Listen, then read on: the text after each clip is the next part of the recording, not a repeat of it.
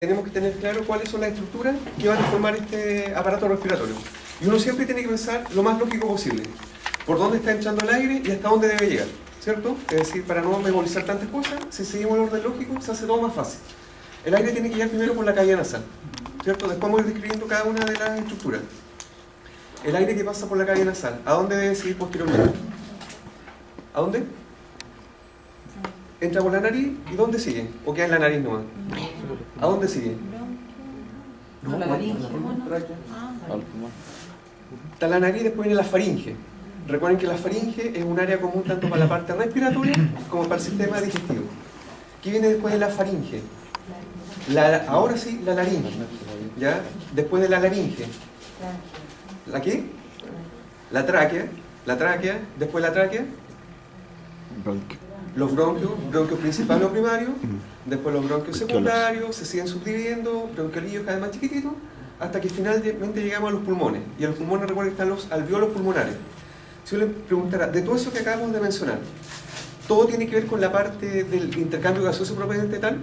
No, lo único que tiene que ver con el intercambio gaseoso son los pulmones, específicamente los alveolos pulmonares. Todo lo anterior que nombramos, es decir, cavidad nasal, faringe, laringe, tráquea, bronquios principales, secundarios, etc., entonces son las vías aéreas, ya es decir, por donde tiene que pasar aire. Pero cuando uno parte mirando la nariz, evidentemente la nariz va a tener distintas formas dependiendo de la especie que uno esté hablando. Si nosotros miramos nuestra nariz, están las ventanas nasales o fosas nasales, que tienen que ser dos. Si yo miro acá el perro, fíjense, ahí están las ventanas nasales o fosas nasales. Pues recuerden que los animales también se llaman hollares, ¿ya? Hollares sin H con doble L. Ahí está, se ve un solo hollar porque lamentablemente la abeja le está tapando el otro. Ahora, estos hollares, insisto, van a tener diferentes formas según la especie que estemos hablando. Si yo miro la siguiente, ahí está el plano nasal de un chancho, fíjense, los hollares son redonditos. Ahora, si yo les preguntara, estos hollares, ¿en qué especie deberían ser más dilatables? Y me voy a los dos extremos. Chancho versus equino. Equino, es cosa de un caballo cuando está realizando alguna actividad física, cómo se dilatan los hollares. En cambio, la verdad en un chancho, que son circulares, es poca la capacidad que tienen de dilatación, ¿ya? Y lo que es perro gato sería en término medio. En primer lugar, muy dilatable, equino, casi nada dilatable chancho, y las otras especies quedan justo al medio. Pero si yo sigo mirando esto, fíjense, y esa es bueno porque está bien ampliado. Nuevamente aquí están los hollares, pero entre los hollares hay un área, es decir, si yo fuera la vaca, toda esa área, pero esa área que se delimita entre los hollares e incluye parte del labio superior, no completamente, sino la parte central, se llama morro, es decir, todo es el morro. Y morro está en todas las especies, perro, gato, chancho, vaca, equino. Ahora, este morro, en normalidad, ¿debería estar húmedo o debería estar seco? Húmedo. Por lo tanto, si está seco, ¿significa que el animal está enfermo? No necesariamente, no necesariamente, depende de las condiciones ambientales. Supongamos que yo tengo un perro en el patio, no hay ningún arbolito, y hay más de 30 grados de temperatura y no tengo ni siquiera agua. Evidentemente ese morro al principio se va a empezar a deshidratar. Obviamente al principio el perro no está enfermo, pero el morro va a estar seco. Hay otros perros que, sin embargo, también les gusta andar como escarbando la tierra. Por lo tanto, se les reseca, y ese perro tampoco está enfermo, sino el hábito que tiene de andar escarbando. Ahora, si tengo un perro que el morro está seco y está postrado en un lugar del patio, no quiere comer, no quiere hacer absolutamente nada, evidentemente ahí tengo que ir a la parte clínica y decir, debe tener algo, algo le está pasando, ¿ya? Pero sin embargo, esta área que es el morro, insisto, que está entre los hollares e incluye parte del labio superior, está húmedo porque en su espesor hay unas glándulas que se llaman nasolabiales. Si se llaman nasolabiales, ¿en dónde deberían estar distribuidas?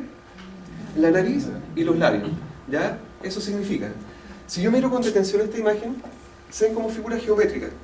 Dentro de cada una de esas figuras, digamos, vamos a encontrar estas glándulas nasolabiales, ¿ya? Y en todas las especies hay, insisto, perro, vaca, chancho, gato, etc. Ahora, si uno mira con detención, espérense un poquito. Si uno mira con detención, se ve una hendidura. Ahí, acá, los chanchos también la tienen, que no es tan notoria, las vacas también, y nosotros también. Esa hendidura que está acá. Eso se llama filtro, ¿ya? Filtro tiene todas las especies. Incluso hay algunas razas de perros que el filtro es súper notorio y es como que queda una mitad separada hacia un lado y la otra mitad hacia otro lado. Generalmente los perros perdigueros, ¿ya? Ahora, la verdad es que el filtro no tiene ninguna función. Está ahí, ¿no? Por lo tanto, si se les preguntara, ¿el filtro está en el morro? Está en el morro. ¿Y qué era el morro? El espacio entre los hollares que... El espacio o el área que está entre los hollares. Que toma el labio superior. Claro, ¿y por qué se mantenía húmedo? Por Ni glándulas. Por las glándulas nasolabiales. ¿Ya? Ahora, si yo sigo mirando esto, bueno, ahí está mostrando esa depresión, se llama filtro. Ahí está en latín, pero con filtro nos conformamos, es decir, filtro. Función ninguna. ¿Ya? Ahora, ¿qué otra cosa importante debo mencionar acá?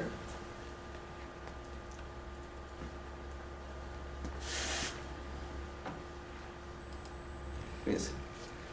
Ahí eso que menciona como fenestra nasal es lo mismo que los hollares o ventanas nasales o orificios nasales. Pero si yo pienso en el chancho era redondito, entonces no podemos hablar de muchas partes, pero si yo pienso en el hollar del caballo, tiene una parte dorsal y una parte ventral que se llaman comisuras.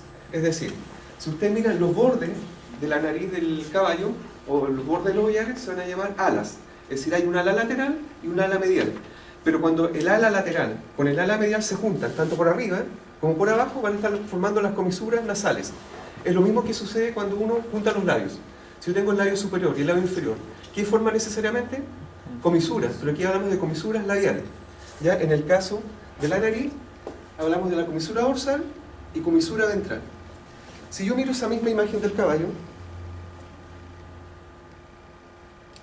fíjense, allá nuevamente. Todo esto es el hollar. Allí hay una comisura y acá está la otra comisura. Esta corresponde al ala medial y ese corresponde al ala lateral. De hecho, estas alas son las que se dilatan cuando el caballo tiene que recibir un mayor aporte de aire, ¿ya? Por la cuestión del oxígeno. Ahora, si uno introdujera el dedo por la comisura dorsal, aquí hay un fondo de saco ciego que se llama divertículo nasal o falsa nariz, ¿ya? Es decir, siempre tenemos que relacionar con la comisura dorsal el divertículo nasal o falsa nariz. ¿Será importante conocer que a esta altura existe una falsa nariz o divertículo nasal? Sí, muchas veces hay cuerpos extraños que se introducen en ese espacio. Entonces el caballo obviamente le va a molestar, va a estar moviendo la cabeza. Entonces uno lo que debería hacer es revisar esa estructura, ¿ya? Así que recuerden, este divertículo nasal o falsa nariz que está relacionado con la comisura dorsal es propio de los équidos. Y cuando digo équido, está en el caballo, está en la mula, en el asno, en la cebra, es decir, en los équidos en general. Ahora, ¿quién está mostrando esa imagen? Cuando uno se mira la cavidad nasal, recordando osteología, la nariz está como aquí. La parte de adelante no hay absolutamente nada. ¿Qué significa eso? Que la parte oral de esta cavidad nasal tiene que estar completa o rellena, digamos, con cartílagos. De hecho, uno se puede mover la nariz de esta posición porque toda la parte oral de todas las narices, de todas las especies, está formada por cartílagos. Ojo, todos tienen nombre, pero a mí lo que me importa más que los nombres es que sepan que la parte oral de todas las narices tiene cartílagos. Lo que estamos viendo en esta imagen, eso que está en color violeta, morado, no sé qué color es, me cuesta definir colores, es el tabique nasal. Cuando uno habla del tabique nasal, o puede ser septum nasal o pared nasal, es lo que me está dividiendo la cavidad nasal en dos mitades. ¿Todos de acuerdo? Porque la cavidad nasal es una sola, pero claramente está dividida en una mitad derecha y en una mitad izquierda. Ahora, ¿qué características debe tener este tabique nasal? Hacia adelante es cartílago y hacia atrás tiene que ser hueso. ¿Y qué hueso forma este tabique nasal? ¿Osteología? No, no Gómez. ¿Qué hueso forma la parte ósea del tabique nasal? El hueso nasal por arriba. No era hueso nasal. Anduviste cerca por ahí cuando dijiste el etmoides. ¿Se acuerdan que el etmoides hacia la cavidad craneana estaba la cresta Galli? Pero si esa misma lámina la proyectamos hacia la cavidad nasal, ahí estaba la lámina perpendicular del etmoides. Es decir, la parte ósea del tabique nasal corresponde a la lámina perpendicular del etmoides. ¿Ya? Por lo tanto, si yo tuviera que dividir, diría, y esa parte que estamos viendo ahí, ¿está por aquí? Vendría siendo la lámina perpendicular del etmoides. Y de ahí hacia adelante es solamente cartílago. Ahora, evidentemente, el tabique nasal no puede estar suelto. Tiene que fijarse en algo dentro de la cavidad nasal. Y ahora sí aparece el vómer. ¿Se acuerdan que el vómer estaba justo en el piso de la cavidad nasal? ¿Qué hacía el vómer? El vómer era un hueso acanalado y el tabique caía justo al medio. Por lo tanto, ¿ese tabique ahora se puede mover hacia los lados? No, porque el vómer lo está fijando.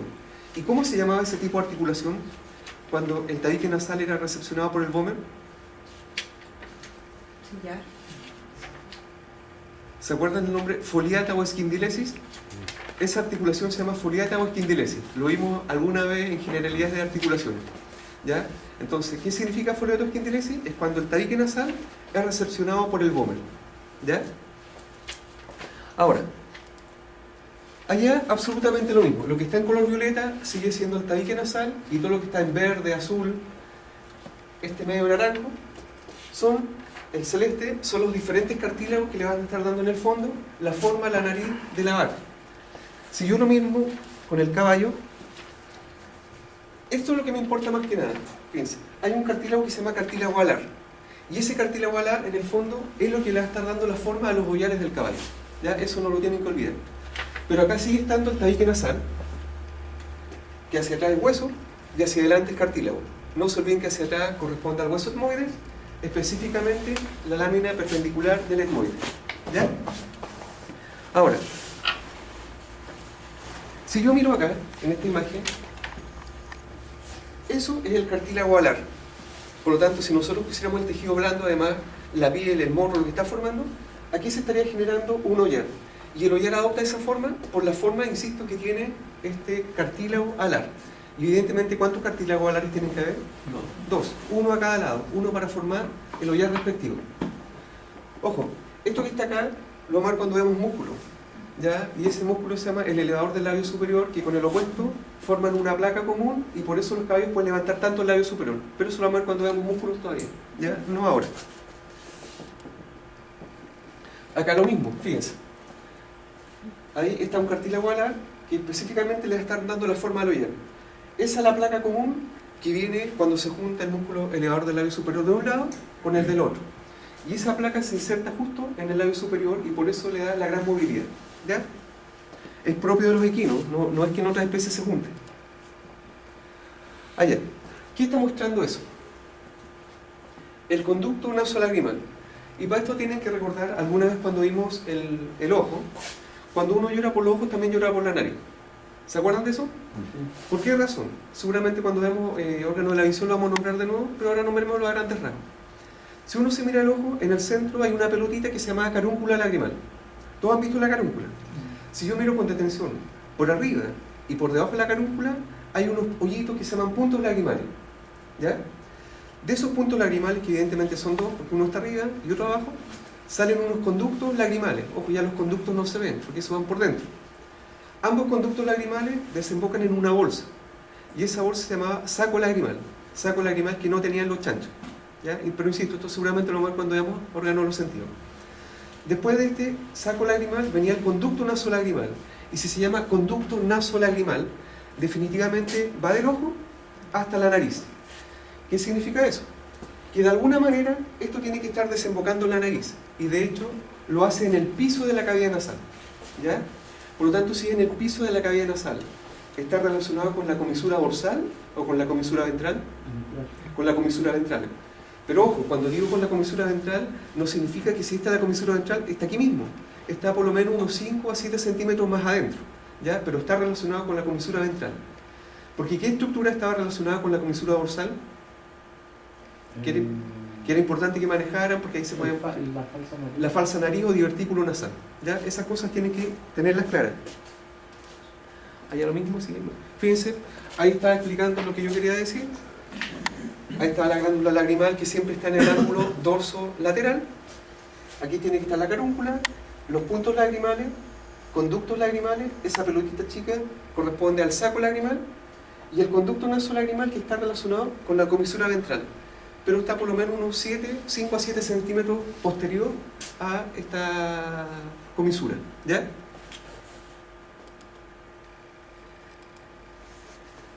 ¿Qué tenemos que recordar ahí? Pregunta. La cavidad nasal está rellena con una estructura que se llama cornetes, ¿cierto? Que eran los cornetes nasales. ¿Para qué servirán los cornetes? O primero, ¿qué eran los cornetes nasales? ¿Es hueso, es grasa, es músculo? ¿Qué cosa eran? Claro, una parte es cartílago, pero otra parte era ósea. Es como que yo agarrara una hoja de cuaderno y la enrollara, ¿cierto? Y hiciera eso mismo 3 veces a cada lado. ¿Por qué razón? Porque fíjense, 1, 2 y 3 cornetes. Pero ahí estamos mirando solamente una mitad de la cabeza, porque la otra mitad debería repetirse lo mismo. Es decir, aquí está el tabique nasal, un cornete acá, uno más atrás y uno abajo. Pero eso mismo se repite al otro lado. Y esos cornetes, insisto, se llaman cornetes nasales. Pero los cornetes nasales no es que sea solamente cartílago y hueso.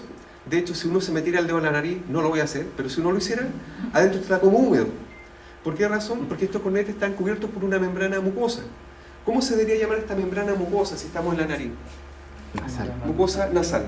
Así de simple. Recuerden que las mucosas siempre tienen el apellido del órgano en el que estén.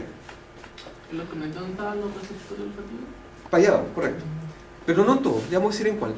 Ahora, si yo les preguntara en el fondo, estos cornetes, ¿cuál debería ser su función? ¿Para qué sirven? Primero, humedecen el aire, porque acabo de decir que la mucosa siempre es húmeda. Entibiar el aire. ¿Por qué entibian? Porque recuerden que los cornetes, como están enrollados, el aire tiene que pasar más lento. Limpiar. También, bueno, filtran y también temperan. De hecho, la mucosa que existe en la cavidad nasal es muy irrigada o es poco irrigada. Muy irrigada, muy irrigada. De hecho, basta de repente meterse un poco el dedo y pueden sangrar fácilmente. Por tanto, Los cornetes nasales son lo mismo que las conchas. cornetes nasales, conchas nasales, concas nasales, todo es lo mismo. ¿Ya? Entonces, ya dijimos las funciones. Se lentece la velocidad del aire, humedecen el aire, filtran también, temperan el aire, es decir, todas las características para que a los pulmones no llegue este aire tan helado. ¿Ya? Ahora, si bien es cierto, por todos estos cornetes pasa aire, porque recuerden que partí diciendo que la nariz era una vía aérea por donde pasaba aire. Pero sin embargo, la nariz también tiene que ver con la parte olfatoria. Y no significa que todo tenga que ver con la parte olfatoria. De hecho, el único cornete que tiene que ver con la parte olfatoria es este. Si usamos la planimetría, ¿qué cornete era ese que estaba más arriba? Dorsal, ventral, y ese cornete que está como al medio de los dos se llama cornete medio. Por lo tanto, el cornete medio es el que tiene que ver con la parte olfatoria. Ahora, no es muy difícil pensar eso, porque recuerden, aquí está el hueso etmoides. Cuando veamos sistema nervioso, hay filetes nerviosos que pasan de este cornete hacia el cerebro. Y de esa forma se va a estar interpretando. Recuerden que uno no huele con la nariz, no ve con los ojos, no escucha con las orejas, sino esos son los receptores que captan los estímulos. El que finalmente interpreta como sensaciones es el cerebro. ¿Y pasan por la lámina cribosa? Correcto, correcto. ¿Se acuerdan que cuando se veía el etmoide por atrás, veíamos la lámina cribosa, la cresta Galli y las fosas etmoidales? En esas fosas etmoidales se alojan los bulbos olfatorios que son del cerebro. Por lo tanto, cuando están pasando los filetes nerviosos de la cavidad nasal, hacia atrás, digamos, hacia la cavidad craneana, van a estar llegando específicamente a los bulbos olfatorios. ¿Ya? Y ahí después vamos a hablar de las trías olfatorias laterales, mediales, el lóbulo piriforme, no todavía, pero esa es la forma en que pasan hacia la cavidad craneana. Profe, ¿el cornete medio está más o menos a la altura de la coana o es la más atrás? La coana es la apertura posterior de la cavidad nasal. Recuerden que la cavidad nasal es un tubo, ¿sí? Por delante están las fosas nasales boyales, pero la parte posterior de la cavidad nasal es en este caso, las coanas, porque el único que tenía la coana era la vaca. ¿Ya? Acá hablamos de las coanas. Entonces, si yo les preguntara, ese cornete dorsal, cornete medio, que tiene que ver con la parte olfatoria, ¿en cuál de las especies que estamos estudiando debería ser más desarrollado? Perro. En los carnívoros, ¿cierto? Es decir, perro, gato, mucho más desarrollado que en el caso del caballo, o de la vaca, o del chancho. Ahora, si yo miro la siguiente imagen, acá es lo mismo, fíjense. Cornete dorsal, cornete ventral, y todo este en el cornete medio. Y aquí está demostrando que es harto más desarrollado que en la otra especie, por el solo hecho de ser un animal carnívoro. Ahora, ¿qué debería ser toda esta estructura? Pero nuevamente, cornete dorsal, cornete ventral y cornete medio. ¿Qué estructura debería ser esta? Es el Paladar. ¿Paladar cuánto? Paladar. Paladar duro.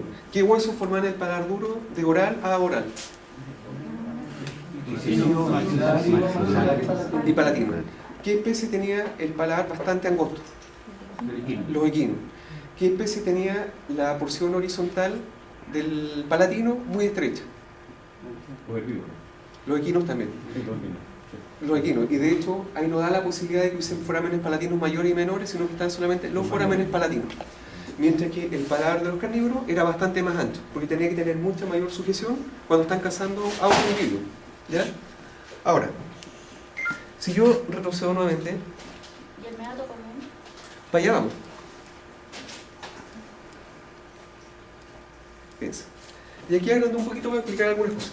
Si yo miro los cornetes nasales que están con el número 1, 2 y 3, no están pegados. Hay unos espacios entre ellos. Y esos espacios, es decir, el espacio que está acá arriba, ese espacio y este espacio se denominan meatos. ¿Ya? Por lo tanto, el meato que está arriba, ¿qué nombre debería recibir? Meato dorsal. Por lo tanto, ¿será correcto decir que el meato dorsal está entre el hueso nasal y el cornete dorsal? Sí. Este sería el meato medio. ¿Por qué meato medio? Porque está entre el cornete dorsal y cornete ventral. ¿Y qué meato debería ser este? Ventral. Por lo tanto, el meato ventral, que es el espacio, ¿está entre el cornete ventral y el paladar? Sí. Ahora, hasta el momento, nombramos solamente 3 meatos. Pero recuerden que acá debería estar el tabique nasal. Y el tabique nasal no está pegado con los cornetes, también hay un espacio. Ese espacio que se genera entre estos 3 cornetes y el tabique nasal se va a denominar meato común. ¿Por qué meato común? Porque es común ¿para cuánto? Para los 3 cornetes. Ya es como que yo dijera, la cortina es el tabique nasal, los vidrios son los cornetes, pero el espacio que está entre los vidrios y la cortina vendría siendo mi meato común. ¿Ya? Ahora, la cavidad nasal termina justo ahí, cuando paladar duro y la base del cráneo. Por lo tanto, yo sé que todo eso es cavidad nasal, yo sé que la parte de abajo corresponde a la cavidad bucal, pero luego de la cavidad nasal venía un área que era común tanto para la parte respiratoria como para la parte digestiva, que se llamaba faringe. Por lo tanto, si yo tuviese que delimitar la faringe, sería todo esto.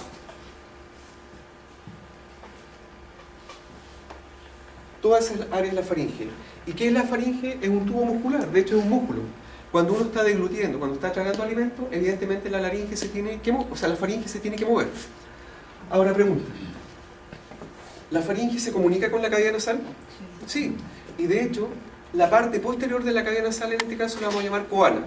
Por lo tanto, cuando escuchen coana, es simplemente la apertura posterior de la cavidad nasal. ¿Pero esta faringe se comunica también con la boca? Sí, y aquí vamos a estar hablando de la orofaringe. ¿Y cuál es la orofaringe? Es la parte final de la cavidad oral o de la cavidad bucal.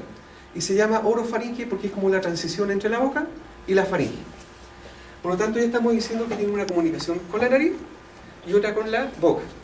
Pero si voy hacia atrás, fíjense, esa estructura que está ahí es la laringe.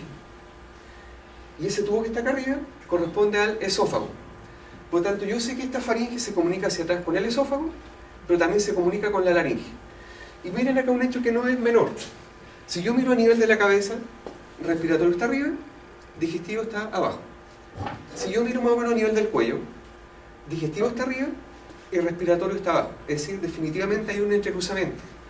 Por esa razón no es un misterio para cuando alguien vomita, puede salir contenido por la boca, pero también puede salir por la nariz. Y peor todavía se han comido arroz, ¿ya? En la parte final de la clase. Ahora, ojo, muchas veces uno encuentra estos cachorritos que están extremadamente parasitados, que están botando lombrices por la feca, pero también cuando están vomitando, vomitan por la boca y vomitan por la nariz. Generalmente estos parásitos generan obstrucciones y si no se trata a tiempo el animalito puede morir. Ahora, si uno hace la necropsia de un perrito que murió de estas características, va a estar abriendo primero esófago lleno de lombrices, estómago, intestino lleno de lombrices. Va a estar abordando la laringe y la tráquea, vas a abrirla, lleno de lombrices. Si abordas la cavidad nasal, lleno de gusanos también. ¿Ya? Ahora, hasta el momento he nombrado la comunicación hacia adelante y hacia atrás. Pues recuerden también que la faringe se comunica con el oído y con el oído medio. Y no sé si recuerdan el nombre de la palabra trompa de Eustaquio. ¿Ya? ¿Y cuántas trompas de Eustaquio tienen que haber?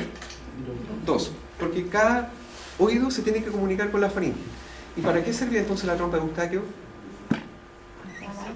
Tenía que equilibrar las presiones. ¿Qué presiones? ¿La presión interna o la presión externa? ¿Ya? Para impedir que el tímpano se pudiese romper.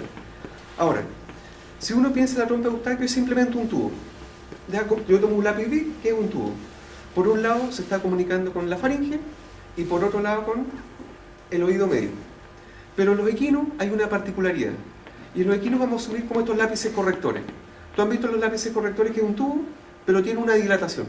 ¿Sí? Esa dilatación que es propia de los équidos, porque también es del burro, del asno, etcétera, de la cebra, se llama bolsa gutural. Y vamos a buscarla de inmediato para...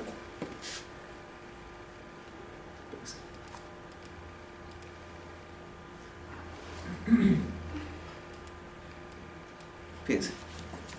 Rebobinando un poco. ¿Qué debería hacer todo esto? Cornete, tabique nasal. Ahí no estoy viendo los cornetes, ahí estamos viendo solamente el tabique nasal, que no se olviden que hacia adelante era cartílago y hacia atrás era hueso. Aquí está el paladar duro. Cavidad bucal, cavidad nasal, acá está la laringe, esófago. Todo eso corresponde a la faringe. Y fíjense, esta estructura que está acá en color amarillo corresponde al paladar blando, que es extremadamente desarrollado en los equinos. Cuando hablemos de digestivo vamos a ver cuáles son las particularidades o el efecto que puede tener que este paladar blando sea tan largo. No todavía. Pero aquí yo veo una especie de hendidura. Esa hendidura es donde está desembocando la trompa de Eustaquio. Y recuerden que eso tiene que estar a ambos lados, tanto el lado derecho como el lado izquierdo. Si yo miro la imagen siguiente,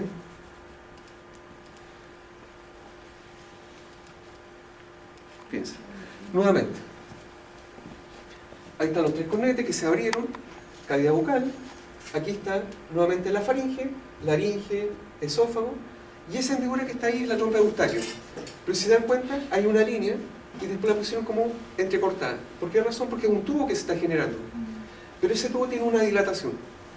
Y ya dijimos que la dilatación correspondía a la trompa de Eustaquio, o sea, a las bolsas guturales. Por lo tanto, si tuviéramos que... Bolsa gutural. G-U-T-U-R-A-L. Gutural. Ahora, si tuviéramos que definir qué es la bolsa gutural, es una dilatación de la trompa de Eustaquio, propia de los équidos. Ahora, ¿qué cosa debería haber dentro de esta bolsa gutural? Debería haber aire, sangre, grasa, líquido. Aire solamente. Recuerden que con las trompas de Eustaquio tiene que haber solamente aire.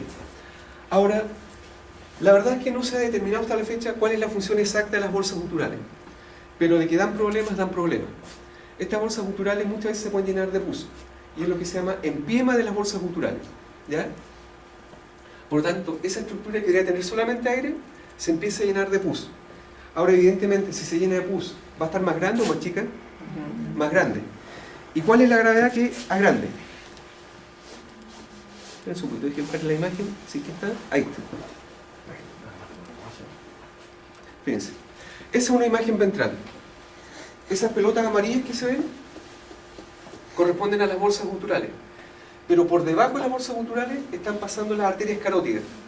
Es decir, arteria carótida, bolsa gutural justo por encima. Por lo tanto, si esta bolsa gutural aumenta de tamaño porque se está llenando de pus, ¿a quién va a estar comprimiendo? A la arteria carótida. ¿Y las arterias carótidas están llevando sangre a la cabeza o están sacando la sangre de la cabeza? Están llevando la sangre a la cabeza. Por lo tanto, que no esté llegando irrigación a la cabeza es gravísimo. Porque nunca se olviden que ¿cuáles son las células más susceptibles a la falta de oxígeno? Las neuronas. Neuronas que están mucho rato sin oxígeno, literalmente se mueren. ¿Ya? Entonces, esa es la importancia, más que nada. Más que tengan una función como tal, hay que impedir que suceda esto. ¿Y por qué zona anatómica se aborda para drenar o limpiar? ¿Por qué se aborda esa zona? Porque queda justo por acá abajo, entonces es ahí donde se puede drenar. Ahora, ojo, hay otra patología que también se inflaman estas cosas de acá, que son los nódulos linfáticos. Y esa enfermedad se llama Gurman, o el otro nombre que tiene adenitis equina. ¿Ya? Pero seguramente se lo van a ver después en patología. Ya que muchas veces confunden la inflamación o que se llenen de puras bolsas guturales con el Gurman, son cosas diferentes. Ahora que el Gurman, como consecuencia, puede traer que también las bolsas guturales se llenen de pus, es otra cosa. ¿Ya? Ahora, ¿cuál es la función que tiene la bolsa gutural? no hay función establecida. ¿No? No. De hecho, se han hecho varios estudios, pero no han llegado a una conclusión que sirva para esto, que sirva para lo otro, que alivia el peso de la cabeza, que guarda aire más tibio. No, no está claro. ¿Ya? Lo que está claro es que genera problemas.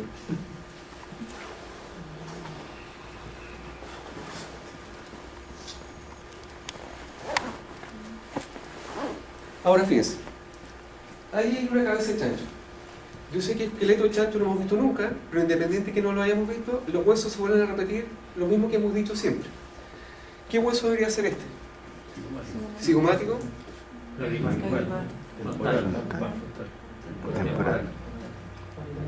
Parietal. Nasal. Maxilar. Bueno, y acá, Mandíbula. mandíbula. Pero aquí aparece algo nuevo. Que eso sí que no lo habíamos visto anteriormente ni en perro, ni en gato, ni en caballo, ni en vaca, ni en ningún otro. Y aquí uno tiene que recordar las características de los chanchos. Una de las características de los chanchos es andar osando. Osando es andar escarbando con la tierra, y de hecho en el campo por eso le ponen como unas argollas, de tal forma que cuando empiecen a osar, les duela. Ahora, si la particularidad del chancho fuera igual que los demás animales, cartílago solamente hacia adelante y hueso hacia atrás, evidentemente no lo podrían hacer. ¿Qué significa eso? Que parte del tabique nasal que era cartilaginoso, no todo, estoy hablando solamente una parte, se osifica.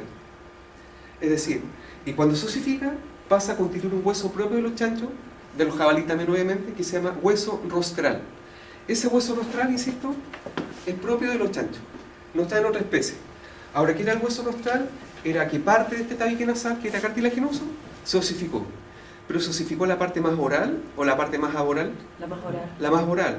O sea, podríamos decir que el tabique nasal del chancho es hueso, cartílago y huesos. A diferencia de la otra especie que siempre era cartílago y después hueso. ¿Cómo se llama la osificación? Rostral. Hueso rostral, porque está en el rostro. ¿Ya?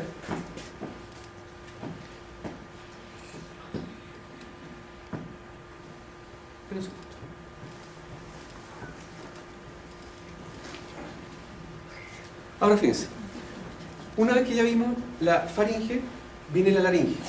Y la laringe está formada por cartílagos, es decir, no es hueso. Todas las laringes están formadas por varios cartílagos. Ahora, antes de decir cuáles son los cartílagos, ¿para qué sirve la laringe? Exacto, en la laringe está el órgano de la fonación, es decir, ¿y cuál es el órgano de la fonación? Las cuerdas vocales. Eso nunca tienen que olvidarlo. ¿Para qué más sirve la laringe?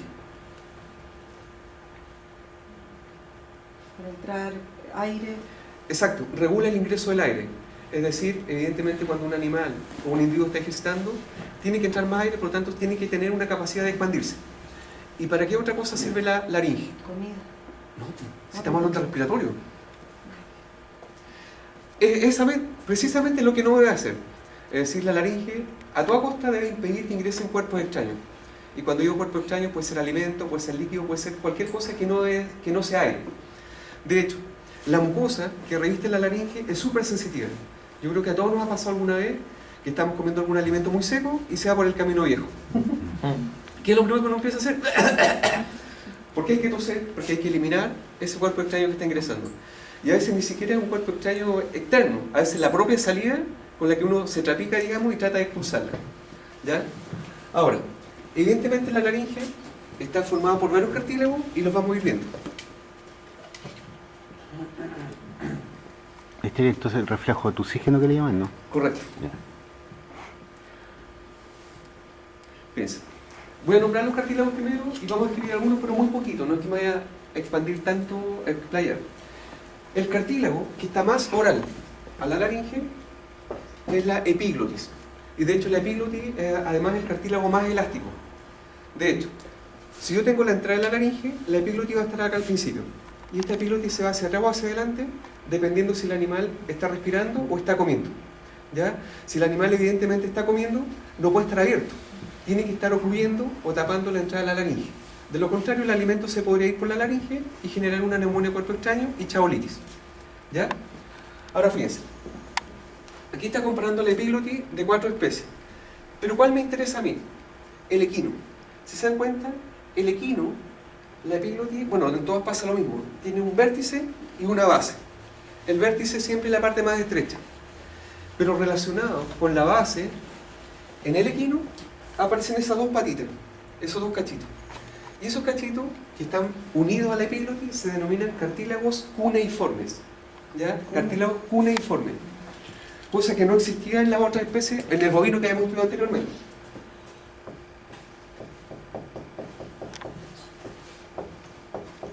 ¿Ya? Cuneiforme. Es decir, está esta especie como de hojita que es la laringe, la epiglotis, y a cada lado tiene estas proyecciones que se llaman cartílagos cuneiformes.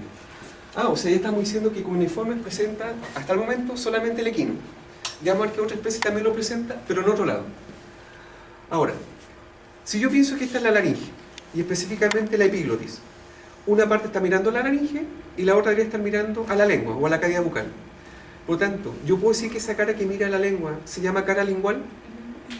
y la otra cara podrá ser la cara laringe si está mirando la laringe. O sea, ya estamos diciendo que en todas las especies esta epiglotis tiene dos caras. Una cara lingual, porque está dirigida hacia la lengua, y la cara laringea porque está dirigida hacia la laringe. Si yo miro el cartílago que viene,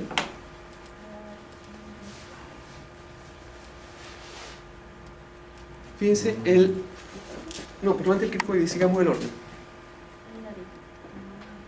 Es un poquito. Acá abajo. Está, entonces, vamos por orden. Está la epiglotis, que es un cartílago impar, es uno solo. Después viene el cartílago tiroides. Fíjense. Tiroides, tiroides, tiroides, tiroides. De hecho, todas las especies que estamos estudiando tienen cartílago tiroides.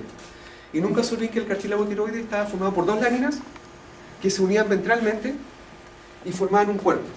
De hecho, esa es una lámina y por el otro lado está la otra lámina que cuando se unían por debajo formaban el cuerpo. Y ese cuerpo tenía una estructura que sobresalía, que en el caso de nosotros era la manzana de Adán.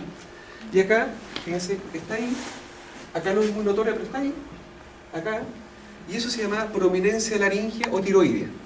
¿Por qué prominencia laringea? Porque es una parte de la laringe. ¿O por qué tiroidea? Porque está formando parte del cartílago tiroides. Si yo recuerdo bovino, tenía dos cachitos, y esos cachitos se llaman procesos cornuales. Procesos cornuales anteriores, porque iban hacia adelante, y procesos cornuales posteriores, porque iban hacia atrás. Pero ¿cuál es más desarrollado? ¿El cornual anterior o posterior? Posterior. Siempre los procesos cornuales posteriores son más desarrollados. ¿Quién hace una excepción a la regla? El chancho. El chancho no tiene cartílagos cornuales anteriores. El chancho tiene solamente los cartílagos cornuales posteriores, o los cuernos posteriores. ¿Ya? Esa es la primera diferencia. Ahora miren una cosa hacia acá. Yo sé que es el cuerpo de este cartílago en las vacas. Todo es el cuerpo, bastante ancho. Comparemos con el cuerpo del equino. Yo sé que es el cuerpo del equino y lo miramos por abajo. Es el cuerpo del equino, del cartílago tiroides, bastante estrecho. Por lo tanto, ¿qué significa eso? Que tiene una escotadura tiroidea. ¿Pero grande o pequeña? Muy grande, porque como el cuerpo del tiroides en el equino, muy pequeña. Ya, entonces aquí tenemos una diferencia con respecto a las demás especies. El cuerpo del cartílago tiroides en los equinos es muy estrecho. ¿Por qué razón? Porque la escotadura tiroidea es muy amplia. Entonces aquí en el fondo dije solamente dos diferencias. La escotadura tiroidea es muy amplia en los equinos y los chanchos no presentan los cuernos orales. ¿Ya? Esa cosa tienen que manejarla. Profe, los cartílagos aritenoides, No, pues si no he llegado todavía los cartílagos aritenoides, si vamos recién en el segundo. pero esos están antes. No. Ya los voy a nombrar. Esos están juntos con este, pero vamos en el orden lógico primero. Estoy nombrando los impares. Ya nombré la epiglotis, estoy nombrando el tiroides, y lo único par que he nombrado hasta el momento son los cuneiformes, que estaban ¿dónde? En la epiglotis. ¿Pero de qué especie? Del equino, ¿cierto? Ahora,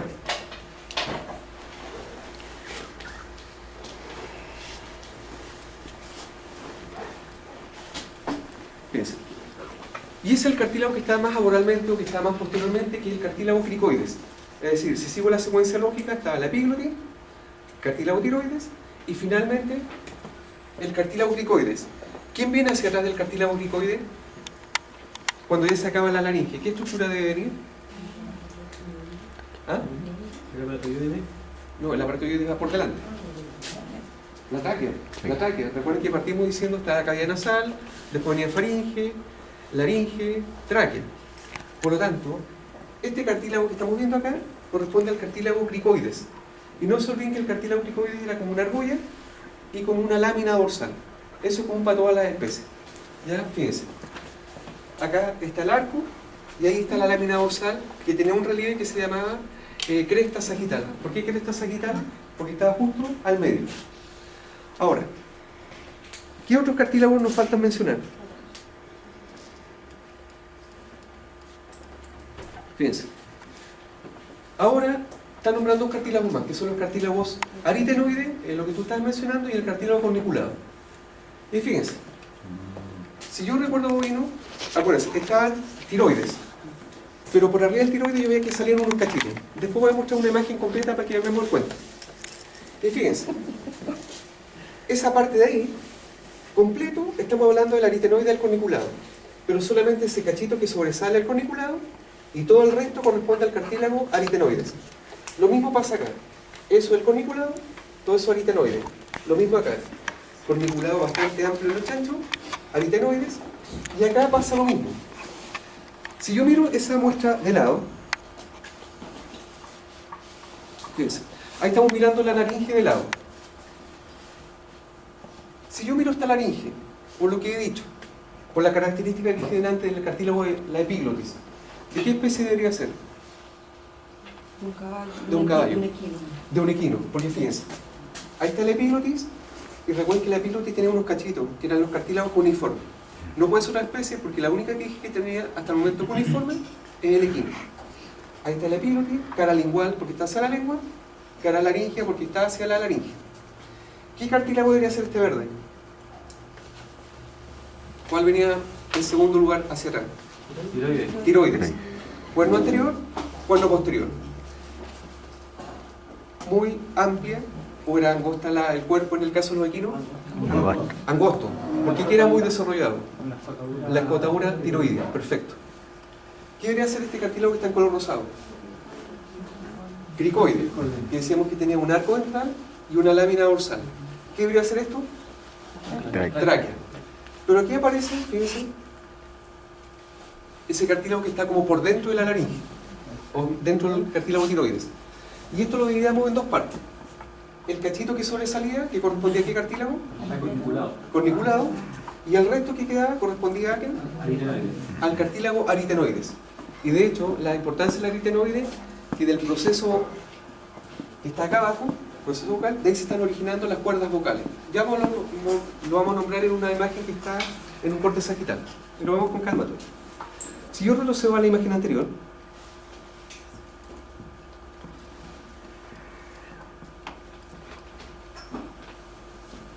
fíjense, ¿qué quiero mostrar con esto? En el perro hay una pequeña diferencia. ¿Se acuerdan que antes nombramos los cartílagos cuneiformes en la epiglotis de los equinos? Ahora, en el aritenoides, fíjense, van a aparecer unos cachitos también. Después hay una imagen que lo muestra de frente. Es decir, en los perros, asociados al cartílago aritenoides, van a existir también los cartílagos aritenoides, o sea, los cartílagos cuneiformes. ¿Qué estoy diciendo con esto? Que hasta el momento hay ¿cuántas especies que tienen cartílagos cuneiformes? 2. El caballo y el perro. Pero los cuneiformes en el caballo, ¿con qué cartílagos se asociaban? Con la epiglotis. Y en el caso del perro, con el aritenoides. ¿Ya? Entonces esa es la diferencia. Después hay una imagen que muestra, mira su punto. Mira un poquito.